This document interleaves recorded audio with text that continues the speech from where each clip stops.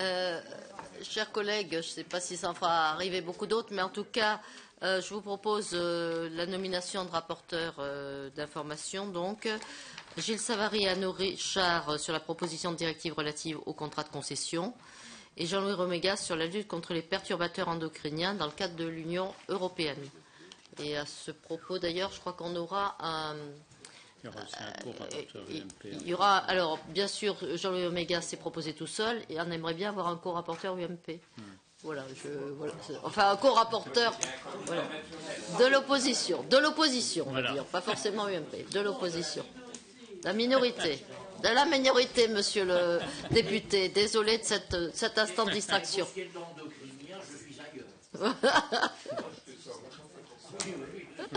Voilà.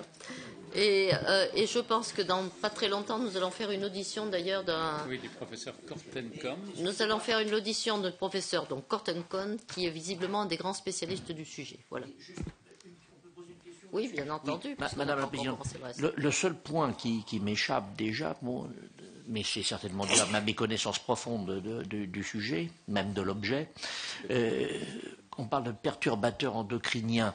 Le lien à l'Europe, entre Europe et perturbations endocriniennes, est-il évident, présupposé je ne sais pas, je m'interroge, ou est-ce que c'est un lien avéré? J'ai bien compris, monsieur le député, il y a une directive européenne en préparation. Donc, c'est peut-être pas intéressant de commencer à s'emparer du sujet, d'autant quand on voit le scandale qu'a fait le bisphénol A, juste pour prendre cet exemple-là au hasard. Donc, je pense que ce n'est pas inutile de commencer à réfléchir sur ce sujet-là, plutôt que de se retrouver à faire des rapports en urgence. Moi, j'ai quelques souvenirs récents.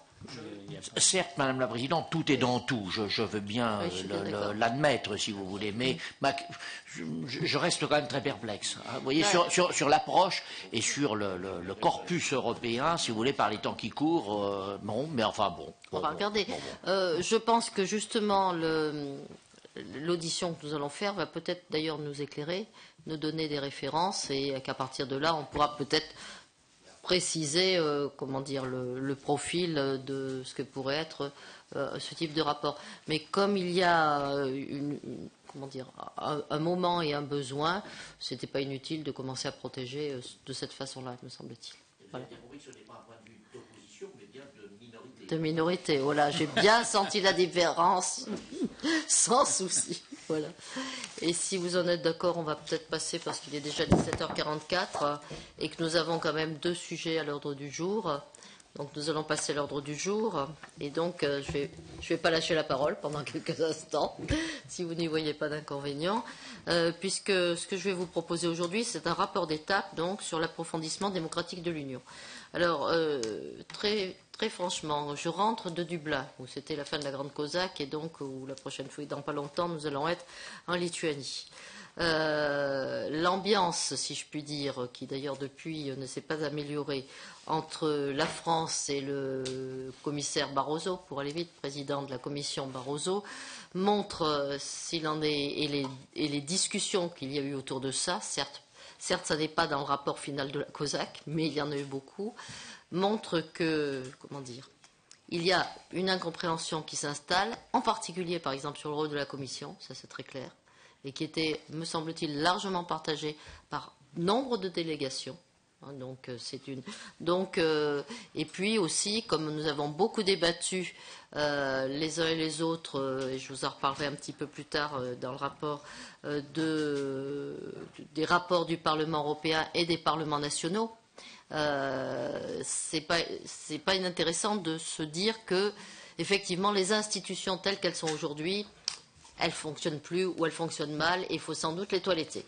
Alors, l'avantage de ce rapport d'étape, c'est que, aidé par Pierre Boss, je me suis permis de penser largement, d'être prospectif, pas forcément toujours réaliste, mais après tout, c'est un rapport d'étape, c'est une première idée, c'est aussi une idée qui est nourrie par ce que nous vivons les uns et les autres, en France comme ailleurs, avec ces élections pour le Parlement européen, ces élections qui sont dans moins d'1 an, et où, vu la montée des démagogues actuels qui sont toujours anti-européens. Je ne sais pas si vous l'avez remarqué, mais il me semble que c'est une logique globale.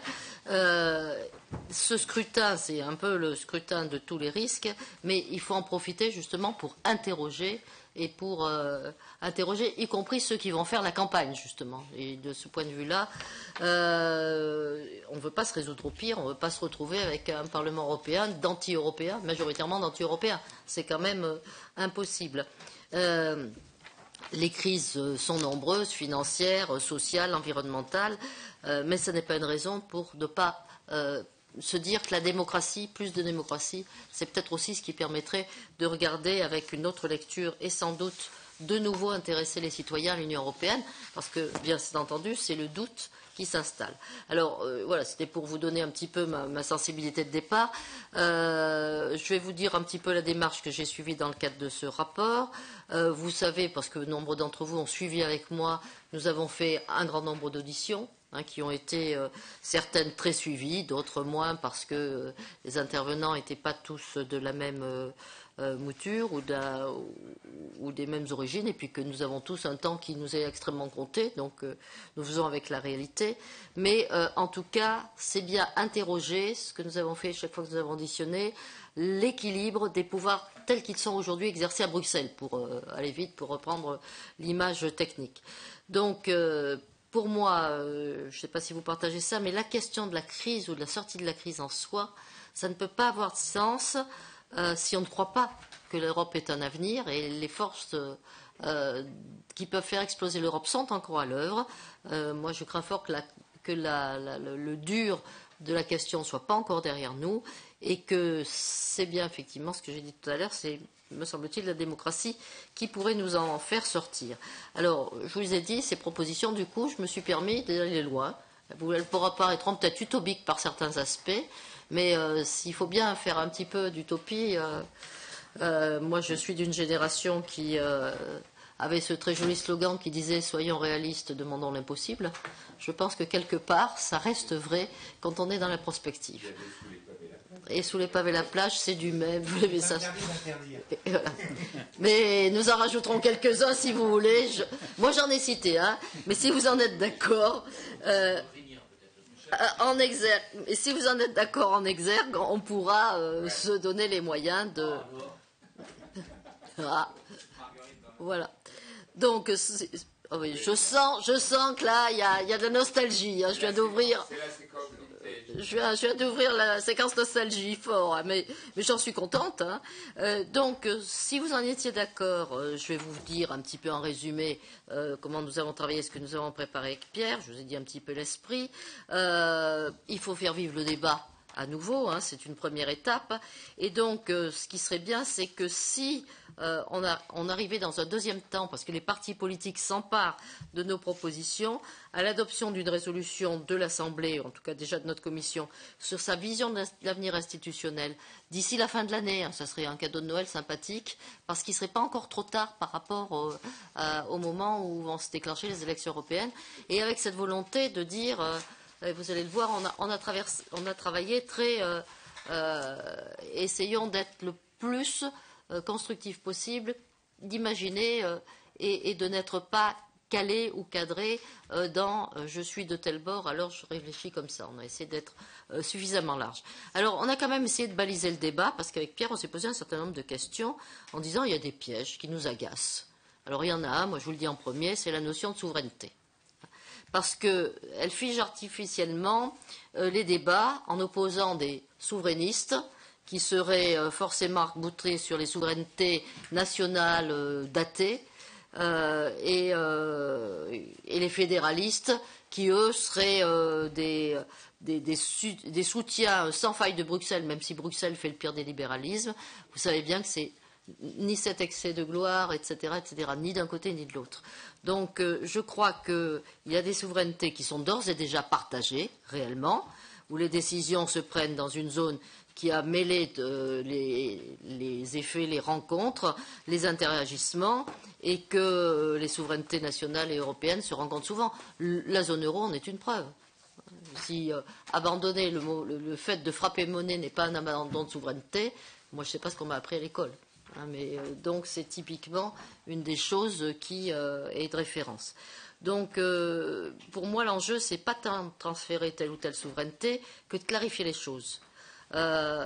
Qui fait quoi entre l'Union européenne et les États qui la composent et comment le peuple, chaque peuple national et le peuple européen contrôlent et éventuellement sanctionne une politique, voire même peut dire qu'il faut la changer.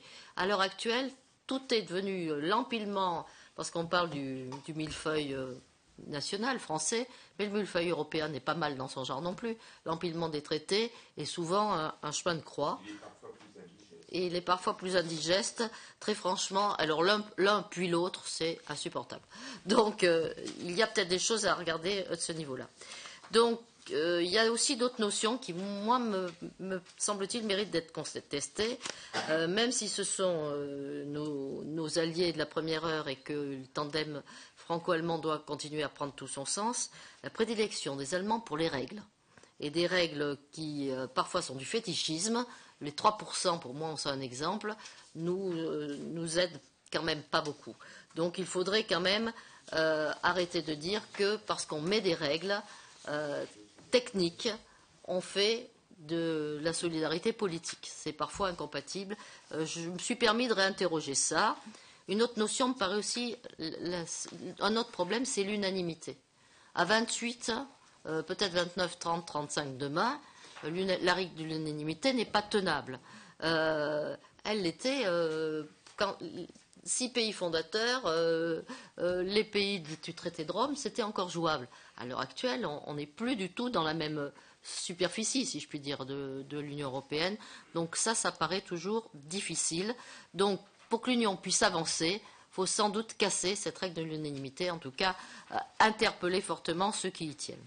Et puis, dernier préjugé, me semble-t-il, qui pourrait être combattu, c'est que, de toute façon, toute nouvelle ambition serait forcément vouée, dès le départ, à capoter, parce que tous les conservatismes vont s'y mettre et qu'on ne fera pas avancer. Je crois que si, on va parler d'autres pères fondateurs, mais si ceux qui ont fondé la Révolution française, on leur avait dit non mais attendez, la nuit du 4 août ça ne sera pas possible parce que de toute façon tous les autres, les conservateurs seront coalisés contre vous, la République serait toujours pas là. Donc moi je suis assez pour qu'on soit aussi prospectif que possible parce qu'il y a une urgence européenne, parce qu'effectivement il faut quelque part refonder l'Union européenne. Alors c'est un peu grandiloquent quand je le dis comme ça, mais on peut le dire de façon un petit peu plus simple quand même, c'est un petit peu cette question qui est là. Alors donc à partir de ces présupposés, de dire il y a des choses qu'il faut interpeller, qui ne sont plus de saison, quelle Europe pourrions-nous vouloir, si je puis dire? Alors, on parle quand même l'Europe, pour sortir de l'Europe déjà, qui est celle qui ne convient pas aux citoyens, on le voit bien, qui est l'Europe du grand marché. Et au nom du grand marché qui sauve les financiers, si je puis dire, alors effectivement, les citoyens n'ont le droit que de subir, encore de subir. Pour sortir de ça, ça veut dire qu'il faut sans doute, et c'est là, il me semble que c'est le plus avancé, un gouvernement économique où les efforts des nations soient mis en cohérence, de façon à ce qu'on sorte un petit peu de l'incohérence actuelle, justement. Donc, mettre fin à la fragmentation des marchés financiers et de nos dettes souveraines, c'est quelque chose qui est un vrai contrepoids à la spéculation et aux paniques épisodiques que la finance nous fait vivre, que ce soit les peuples ou les États d'ailleurs. Alors, j'ai repris des choses sur lesquelles Christophe et quelques autres sont bien plus savants que moi, mais donc l'union bancaire, qui représente des progrès considérables, et ça a été souligné à la COSAC encore hier dans le texte final qu'on a voté, où on a bien remis l'union bancaire et l'UEM, les espoirs que ça donne. Donc c'était vraiment sur une logique d'espoir. Donc je me suis dit, là jusque-là, en voyant ce qu'on a écrit à 28, on ne s'est pas trop trompé dans la proposition qu'on vous fait là. Il faut bien faire avancer aussi les eurobonds, parce que ça fait des choses qui sont visibles sur le long terme, et puis parce que là aussi, c'est un mécanisme positif, et qu'il y a besoin, me semble-t-il, de mécanismes positifs qui donnent de l'espoir. Donc, de même, le mécanisme de compensation des chocs asymétriques, qui pourrait être fondée, par exemple, alors sur l'assurance chômage. Je sais que du côté du Parlement européen, autour de Pervenche Berès, il y a des choses qui se réfléchissent à ce niveau-là et qui me paraissent intéressants et qu'il faudra tôt ou tard avancer si on ne veut pas que nos zones euro aient de nouveau des difficultés.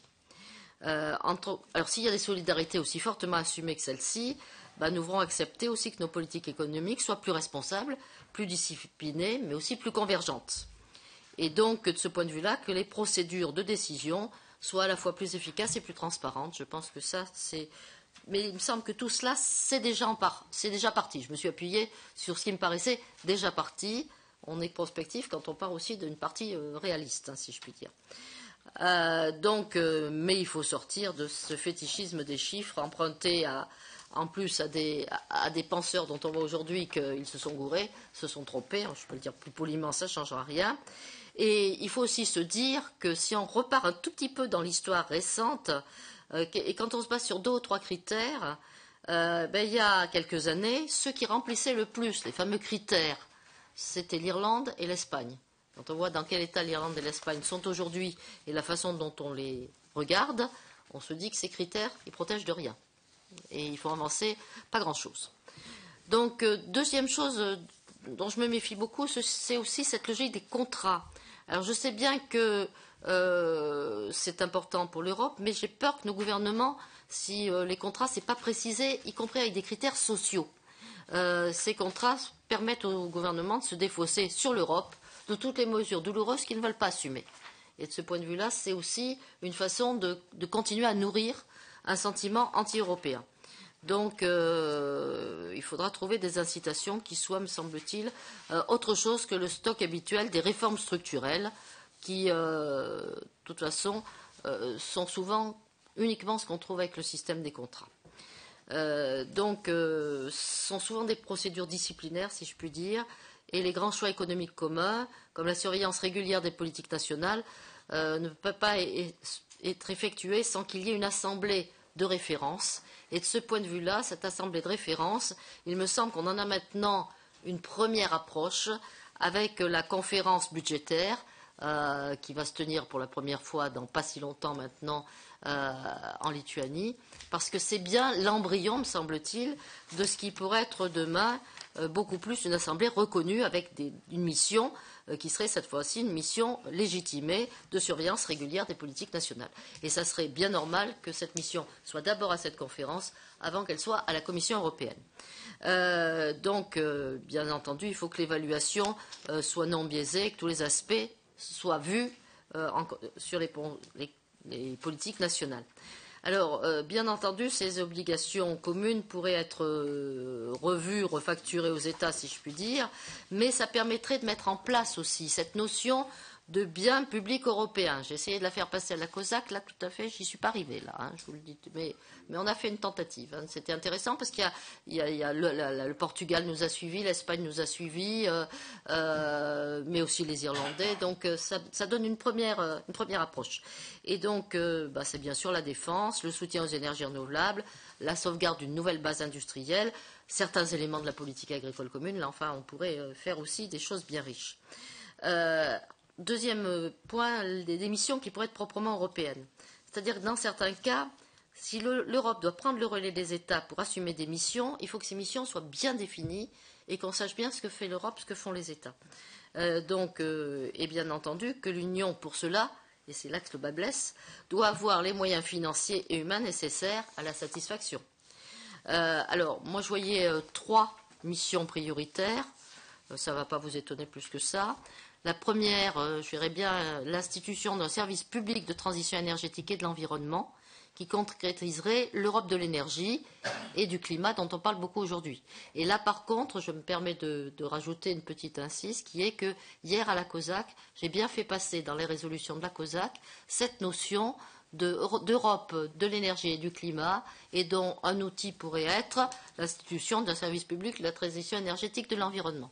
Vous me direz que la COSAC, ça engage pas beaucoup, mais ça donne quand même une culture commune. Voilà, donc ça me paraîtrait être le point 1. Deuxième point, parce que sinon ça ne peut pas aller, c'est que s'il n'y a pas parallèle une mission que l'Europe seule pourrait assurer, qui est l'aménagement des territoires à l'échelle du continent. On fait de l'aménagement du territoire dans les États. Parfois, ce n'est pas compris de la même façon d'un État à l'autre. Et du coup, il y a des zones transversales ou des zones de même type qui ne sont pas analysées correctement. Je voulais vous donner un exemple parce que, vu la zone d'où je viens, mais par exemple, la logique de la loi montagne qui a été française puis européenne, aujourd'hui, et qui était beaucoup, j'allais dire, pour les sommets pointus avec beaucoup de neige, hein, plutôt alpine si je puis dire, puisque les sommets alpins ne sont pas forcément que dans les Alpes, a besoin d'être interrogé sur d'autres formes, la meseta espagnole, le Massif central, le Jura et d'autres zones, les Dolomites maintenant, puisque avec la Croatie, il y en aura une partie. C'est intéressant de faire cela, de réinterroger ces territoires de manière transversale, parce que les problèmes peuvent être les mêmes en République tchèque ou en France sur des sujets comme cela. Et bien entendu, on ne peut pas faire des managements du territoire sans regarder, puisqu'on voit qu'à l'heure actuelle, c'est quelque part la partie malade, bien sûr de la France, mais de l'entièreté de l'Union européenne, de l'échelle industrielle. Il y a sans doute à réinterroger l'industrie, les productions industrielles, ce qu'elles veulent dire aujourd'hui, parce qu'aujourd'hui, l'Allemagne s'en tire encore pas mal avec les machines-outils. Demain, la Chine les fera pareil. Pour le moment, l'Allemagne les lui vend, mais dans peu de temps, on sait bien que ça va bouger. Donc, la politique industrielle au niveau européen, il me semble que ça a du sens. Alors, bien sûr, ces missions, elles exigent des budgets, donc des moyens. Et c'est cela un petit peu la question qu'il faut se poser. Alors, on a proposé quelques idées. Il y en a peut-être une qui va vous paraître un peu surréaliste, mais qui paraît intéressante. C'est qu'il y a des bases fiscales qui ont échappé à nos États et qui jouent un rôle décisif dans le désordre économique. La richesse mobilière à travers un impôt de solidarité sur la fortune européenne, par exemple, et la mondialisation dérégulée à travers une contribution climat et énergie. Après tout, c'est la meilleure façon, me semble-t-il, de lutter à la bonne échelle contre la fraude fiscale. Et c'est le choix de la France aujourd'hui, et c'est un choix courageux. Ça serait quand même encore mieux si c'était un choix à l'échelle européenne. Alors, dernier point, quelles institutions pour une union politique? Parce que ces choix qui sont plutôt de l'ordre économique ne peuvent avoir du sens que si on interroge aussi la partie politique. Donc ça veut dire qu'il faut toucher sans doute là à ces fameuses racines historiques de la souveraineté. Et on voit bien qu'à l'heure actuelle, c'est ce que je disais au départ, il n'est pas possible qu'à 28, on continue à fonctionner comme on fonctionnait à 15. C'est pas jouable, si je puis dire. Donc, cette chimère, c'en est une actuelle, si elle continue, elle éloigne, on voit bien, elle finit de faire gendarme, point c'est tout, si je puis dire, et donc de ne pas être correct.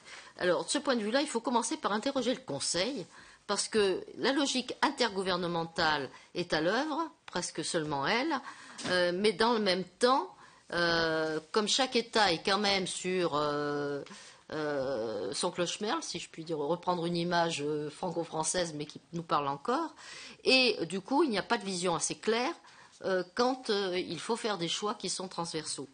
Donc, il faut aussi que le Conseil européen, qui n'est pas transparent, le soit plus, et que sa ligne politique soit plus clairement vue, y compris par ceux qui représentent les peuples, c'est-à-dire effectivement les parlements.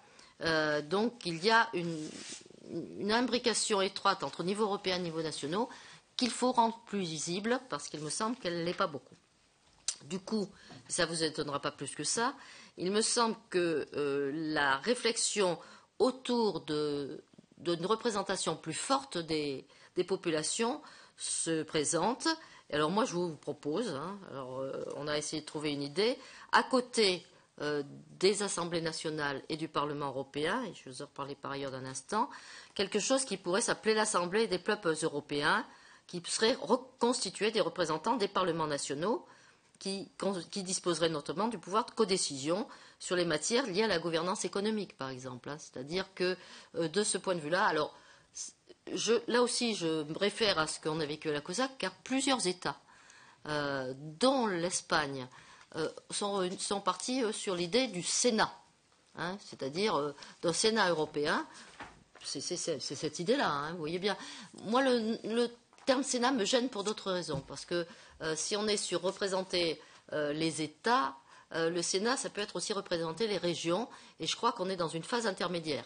Il me semble que représenter les régions, c'est déjà une logique de fédéralisme très très avancée. J'allais dire en tant qu'individu, ça serait peut-être mon choix, mais si on veut essayer de faire avancer les choses, ça me paraît un petit peu précipité. Donc, je vous propose cette idée-là. Tout cela est bien sûr ce que je vous propose et que vous aurez le droit de vous emparer, de critiquer, d'amender, tout ce qu'on veut, etc. Ça me permet de dire que si le peuple européen est ainsi présenté par des élus et des assemblées d'élus, ça sera des élus d'élus certes, mais ça a quand même déjà ce rôle-là. La Commission, elle, on peut la re-questionner. Parce qu'on voit bien qu'à l'heure actuelle, la Commission dysfonctionne de partout. Quand on voit le commissaire de Gucht faire presque un coup d'État, on se dit que vraiment elle dysfonctionne beaucoup.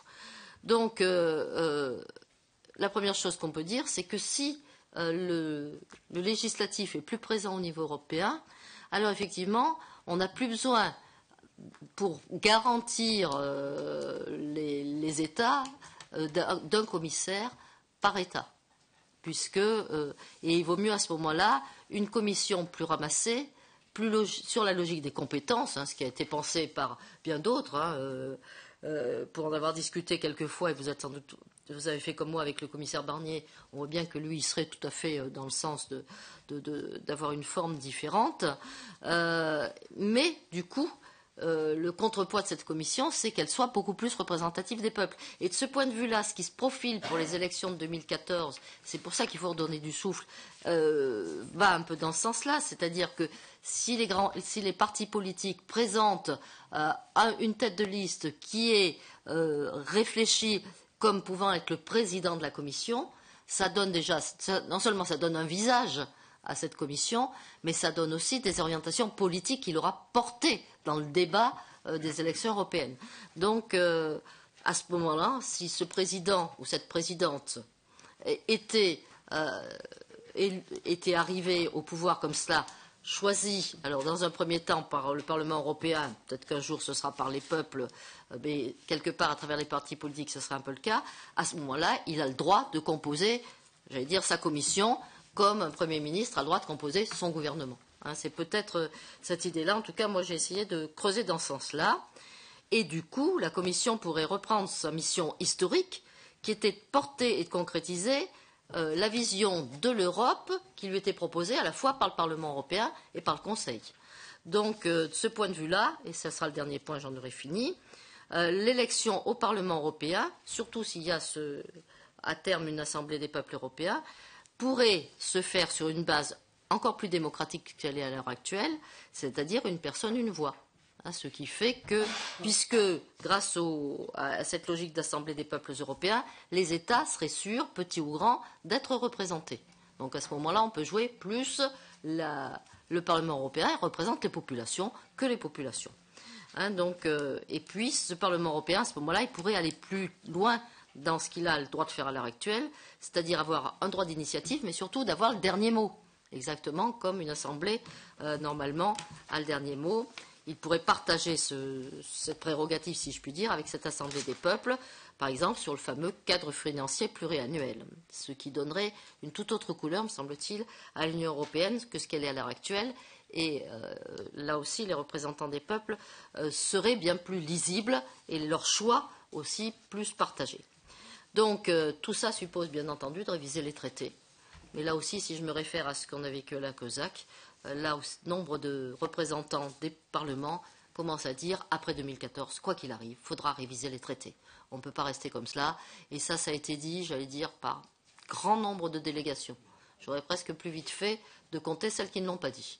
Donc, de ce point de vue-là, ça nous donne aussi, me semble-t-il, le fait que cette réflexion-là que je vous propose, que j'aimerais bien qu'on mène un peu plus loin ensemble, on sent qu'elle est aussi à l'œuvre dans un paquet de têtes d'autres parlementaires, dans d'autres parlements nationaux, ce qui, du coup, m'encourage à vous proposer cette idée. Et puis, ma conviction, c'est qu'il faudra qu'il y ait, à un moment ou à un autre, une future convention Et cette convention sera bien plus, ne sera pas le machin, si je puis dire, si je peux reprendre le terme du général de Gaulle, qui avait été à l'œuvre sous la houlette du président Giscard d'Estaing, mais sera vraiment quelque chose de plus démocratique, plus partagé par les peuples. Voilà ce que je voulais pour vous présenter aujourd'hui. Je suis bien sûr prête à écouter vos remarques, sachant que, je vous le dis, c'est surtout un brouillon, un texte martyr, on va l'appeler comme ça, parce que je crains que ce soit son rôle au sens premier du terme, mais que je vous soumets. C'est le nom, hein, on dit qu'un texte martyr. Mais là, vraiment, parce que si tous les groupes politiques voulaient s'en emparer, en faire un peu leur miel et qu'on arrive à une résolution à la fin de l'année, je crois qu'en tant que commission des affaires européennes, on aurait un petit peu fait notre boulot. En tout cas, moi, j'en serais contente parce qu'on aurait partagé notre vision de la démocratie. Merci à vous de m'avoir écouté. Alors, Jérôme Lambert, pour commencer. Bon, Madame la Présidente, cher Daniel, d'emblée, je peux te dire une chose, c'est que je n'ai pas du tout l'intention de martyriser ton texte. Je trouve qu'il contient bon nombre d'idées qui sont intéressantes, que je pourrais, et sans doute beaucoup d'entre nous, reprendre à notre compte. Donc je vais surtout m'attacher à dire trois choses, parce que sinon je ne vais pas être trop long. Déjà, deux points avec lesquels vraiment je suis en plein accord, c'est l'idée que, en plus du Parlement européen tel qu'il existe, mais je vais revenir aussi sur lui, il serait important dans la nouvelle configuration européenne. Il ne faut pas oublier qu'on est parti de 6, de 9, de 12, de 15, etc. Enfin, les institutions, bon, bien sûr, les pouvoirs des uns et des autres ont largement évolué depuis 50 ans. Parlement européen en particulier. Mais enfin, l'architecture, grosso modo, est restée à peu près la même depuis une cinquantaine d'années quand même. Hein. Bon. Donc, alors qu'on est passé de quelques-uns à beaucoup. Donc, qu'il y ait aujourd'hui, ou qu'il puisse y avoir demain, une deuxième chambre qui représente en quelque sorte les États, les parlements des États, donc les États, enfin les citoyens des États, à ce titre-là, serait pour moi une nouvelle chance pour l'Union européenne. De la même manière, et ça c'est pas non plus une idée nouvelle, mais tu la reprends et c'est très bien, tu l'argumentes bien, enfin, c'est presque je l'ai lu, puis ce que j'ai un peu entendu, il faut un impôt européen. Il faut que le citoyen sache ce que lui coûte l'Europe, ce que par ailleurs ça lui rapporte aussi, bien entendu, mais que le débat soit clarifié. Il faut plus de démocratie, c'est dit, redit, archi-dit, tu l'as dit, c'est dit depuis longtemps, par plein de gens, de toute opinion, avec ou sans arrière-pensée, mais l'impôt, c'est le choix de l'impôt, c'est la base de la démocratie. Et enfin, je vais terminer, on en reparlera dans d'autres, enfin pas dans d'autres lieux nécessairement, mais dans d'autres circonstances. Quand même, sur l'idée de plus de démocratie, là, je reprends une idée que j'ai déjà indiquée ici, mais ici et ailleurs, mais depuis 15 ans. Ceux qui me connaissent depuis longtemps vont finir par dire que je me répète, mais j'ai un problème et je crois que beaucoup de Français, alors je dis Français, je ne peux pas parler pour les Suédois, les Anglais et les autres, mais beaucoup de Français ont un problème avec la proportionnelle, en tout cas avec le fait que, élisant des députés à la proportionnelle au Parlement européen, on coupe toute relation entre ces élus et les citoyens. Ce sont des élus des partis politiques, certes qui jouent un rôle important, éminent, nécessaire. Mais on voit dans les faits que, et moi je prends malin plaisir à, surtout qu'on approche des élections européennes, mais je le fais tout au long de l'année, souvent. Je prends un malin plaisir à questionner les uns et les autres dans toutes les réunions que je peux faire ou auxquelles je peux participer, réunions, rencontres, fêtes locales, ce que vous voulez. Quand on parle de l'Europe, je leur dis, tiens, Marcel, tiens, Roger, tiens, Martine, tu connais ton nom, le nom de ton député européen à propos ? Vous savez bien les réponses qui me sont faites.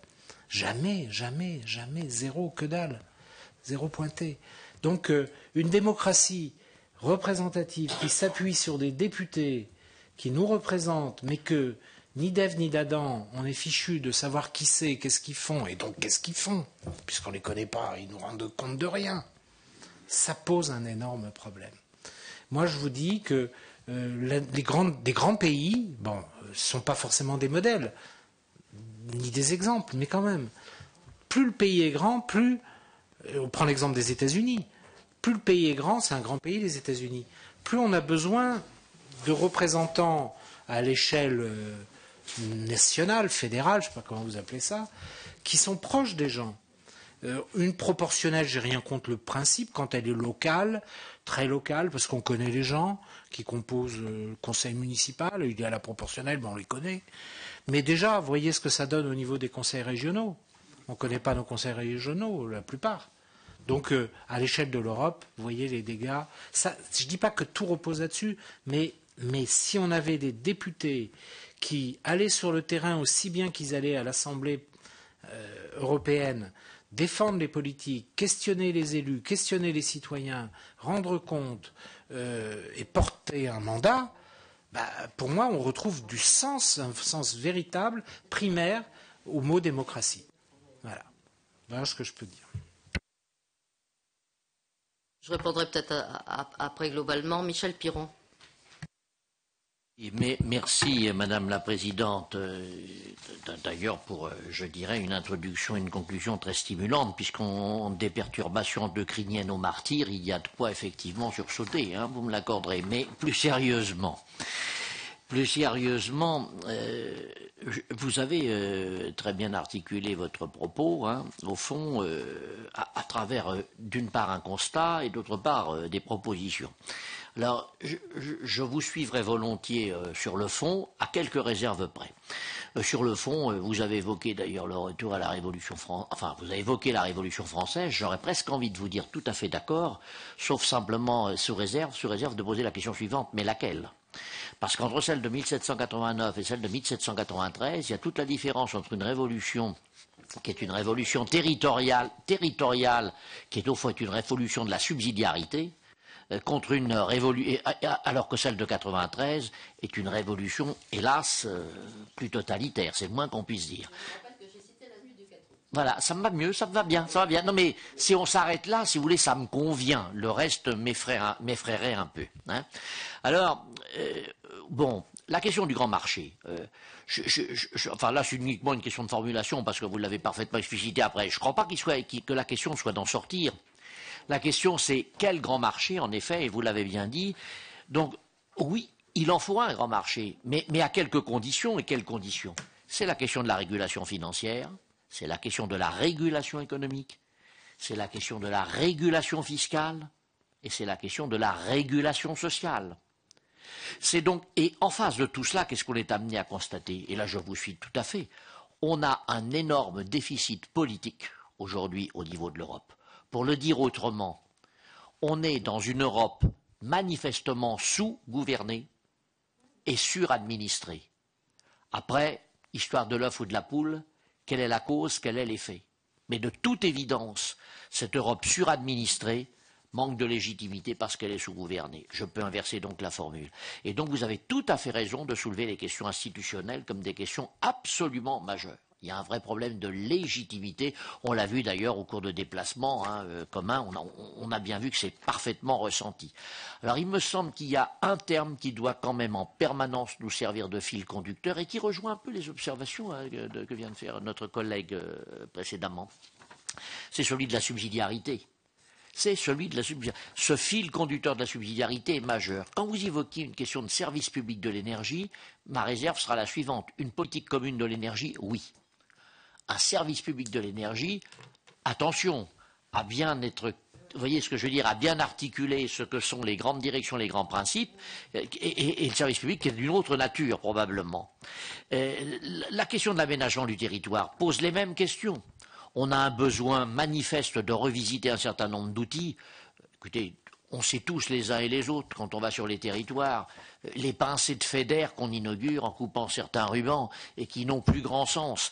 Il y a là aussi, très certainement, si vous voulez, à revisiter un certain nombre d'outils et puis peut-être à rebâtir ça sur, en effet, vous l'avez raison, une vision d'aménagement du territoire à l'échelle européenne. Et je terminerai en disant simplement, on a déjà eu l'occasion d'évoquer ce sujet.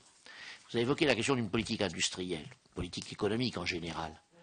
Aujourd'hui, manifestement, au nom de dogmes ou je ne sais quelle autre certitude, si vous voulez, a priori, on a une politique en matière européenne, en matière économique et notamment industrielle, de dissociation, de segmentation, si vous voulez, des activités au nom du seul principe de la concurrence qui voudrait que systématiquement on s'attaque à tout ce qui concerne les intégrations verticales.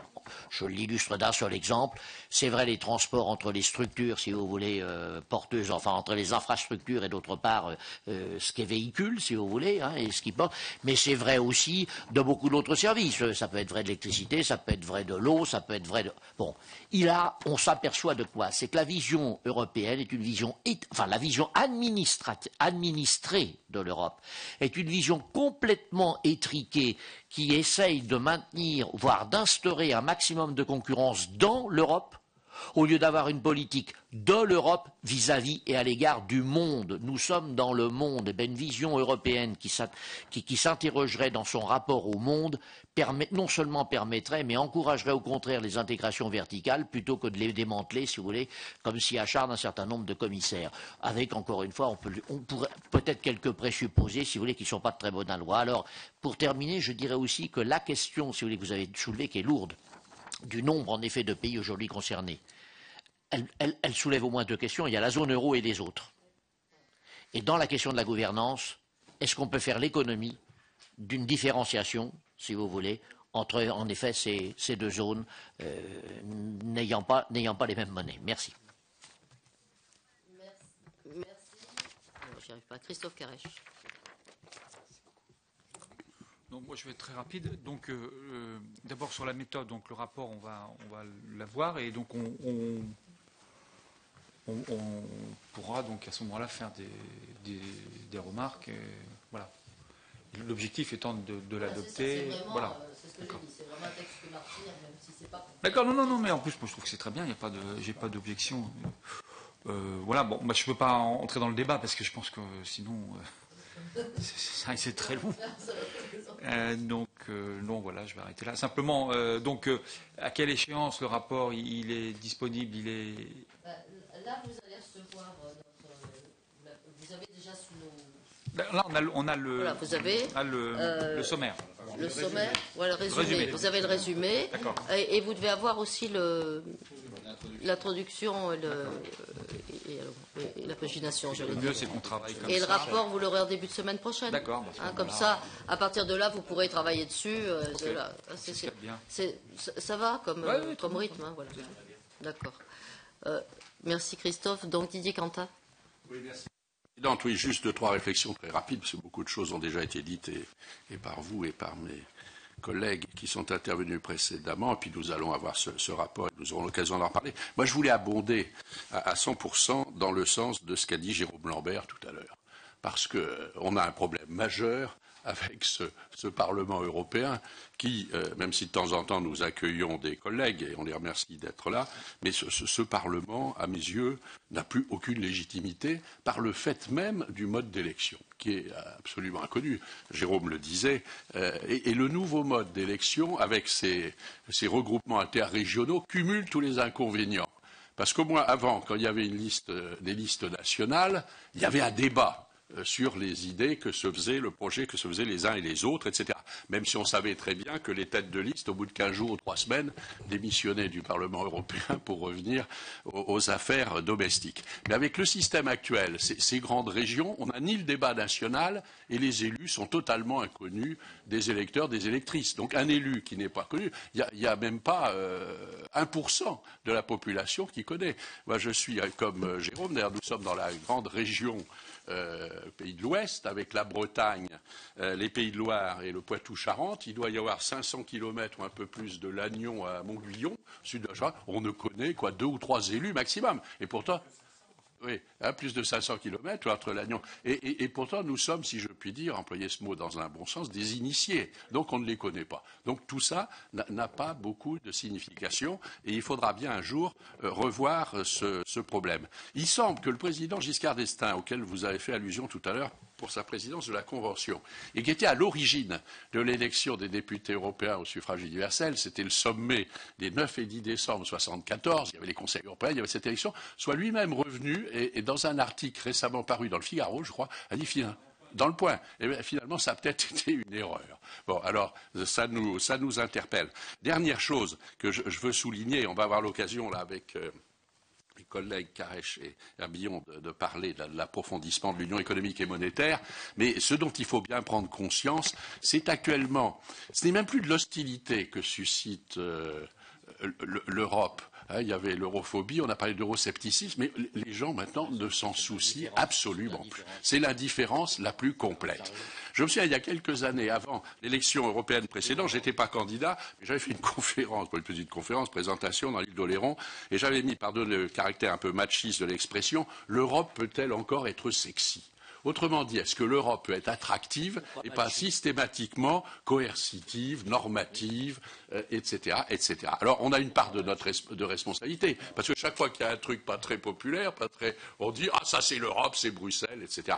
Mais prenons bien conscience de cela, et nous avons, enfin ceux qui y croyons, celles et ceux qui y croyons, eh bien, il est très possible que l'année prochaine, il y ait un tsunami populiste, poujadiste, anti-européen, etc. Je crois que ce n'est pas faire preuve de pessimisme exacerbé que de penser cela. Merci. Philippe Cordery. Oui, merci Madame la Présidente. Et effectivement, merci pour ce début de rapport sur un sujet qui est primordial et je me réjouis de la discussion que nous allons pouvoir avoir dessus. Je voudrais faire trois remarques également. La première, c'est quand on parle d'ancrer la démocratie, je crois qu'on ne peut pas se passer de parler de la consolidation de nos valeurs et du respect des valeurs dans le cadre de l'Union européenne. Et on a aujourd'hui des critères très exigeants pour rentrer dans l'Union européenne, les fameux critères de Copenhague, mais on a tendance à les oublier une fois qu'un pays est dans l'Union européenne.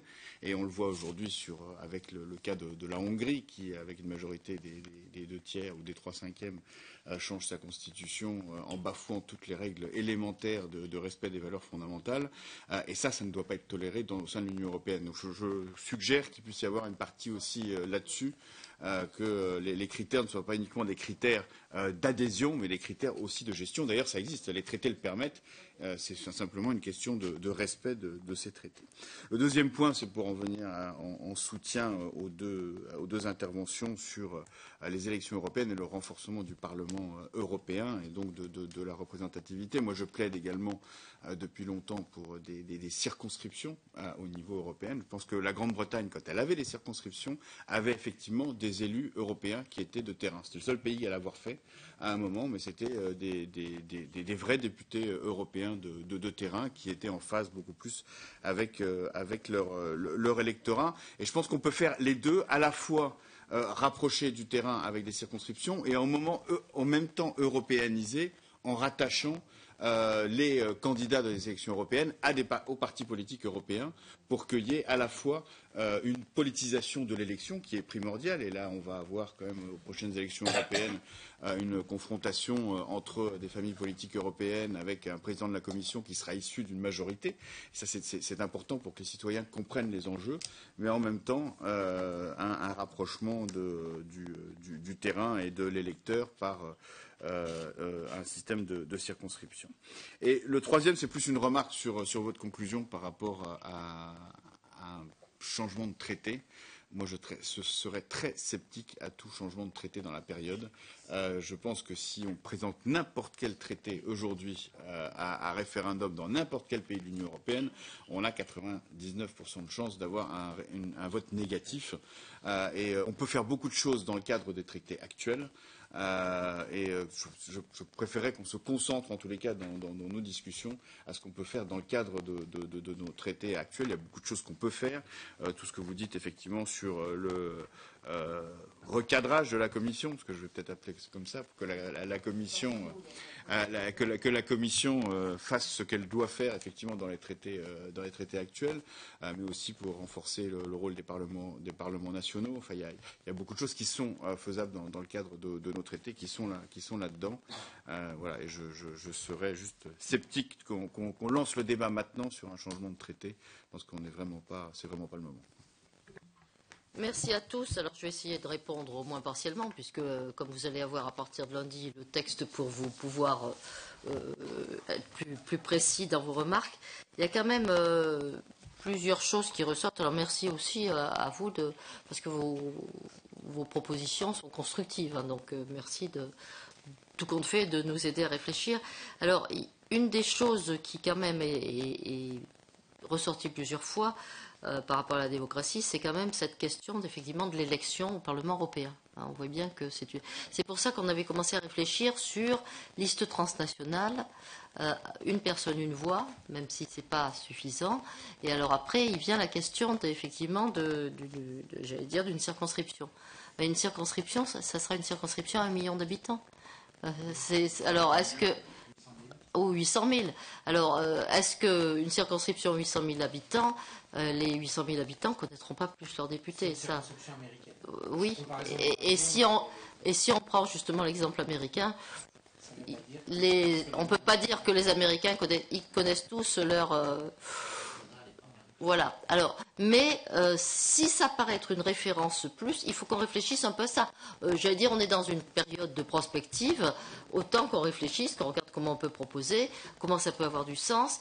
Mais pour le coup, moi, je dirais bien ça, une logique transnationale, pour qu'il y ait à ce moment-là cette construction européenne qui se mette quelque part en place. En tout cas, ça, on va essayer les uns et les autres d'y réfléchir, de trouver des arguments, et de façon aussi à ce que toutes les populations se sentent représentées, parce qu'il faut aussi, c'est le problème aussi des systèmes, vous le savez bien, majoritaires, c'est qu'une partie des populations disent nous, de toute façon, on n'est pas représentés, donc on proteste, parce que souvent c'est aussi comme ça que ça se traduit.